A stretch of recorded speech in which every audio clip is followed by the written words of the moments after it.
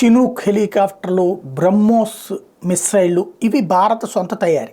అవి ఎట్లయితే చెప్పుకుంటామో షాహీన్ డ్రోన్లు, అట్లాగే మరొకటి ఫలాక్ 1 రాకెట్లు, ఇట్లాంటివి ఇరాన్ సొంత తయారీ. ఈ ఫలాక్ 1 రాకెట్లు తాజాగా ఒక కీలకమైన ప్రదేశాన్ని ధ్వంసం చేసినాయి. అది ఏ ప్రదేశం అంటే ఇరాన్కి సంబంధించినటువంటి సీక్రెట్ సర్వీసెస్ హెడ్ క్వార్టర్, అంటే మొసాద్తో పాటుగా ప్రపంచవ్యాప్త ఇతర కార్యకలాపాలు నడిపేందుకు సంబంధించినటువంటి ఒక కీలకమైనటువంటి ఇజ్రాయెల్కి సంబంధించినటువంటి కేంద్రం. దాని మీదన దాడి జరిగింది. ఇది మిస్సైల్. అది ఏంటి, దగ్గర నుంచి జరగలేదు, లాంగ్ రేంజ్ మిస్సైల్. వాస్తవంగా ఐరన్ డోమ్ ఉంది ఇజ్రాయెల్కి.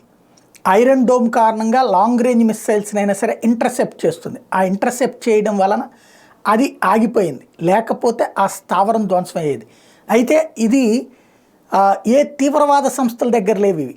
ఈ మిస్సైళ్ళు ఇరాన్ దగ్గరే ఉన్నాయి. అంటే ఇరానే నేరుగా యుద్ధం ప్రారంభించిందా ఇజ్రాయెల్ మీద? ఇప్పటిదాకా హమాస్ తీవ్రవాదులు, లేకపోతే హౌతీ తీవ్రవాదులు, హెజ్బుల్లా తీవ్రవాదులు, Islamic resistance force, Islamic jihadist force వీళ్ళు చేస్తున్నారు. వాళ్ళకి స్వల్ప రేంజ్ మిస్సైల్స్ మాత్రమే ఉన్నాయి, అవి కూడా ఇరాన్ స్పాన్సర్డ్. కానీ లాంగ్ రేంజ్ మిస్సైల్స్ వాళ్ళ చేతికి ఇవ్వలేదు. ఇప్పుడు లాంగ్ రేంజ్ మిస్సైల్ అటాక్ వాళ్ళకి చేసిందా లేకపోతే వీళ్ళే చేశారన్నదే డౌట్.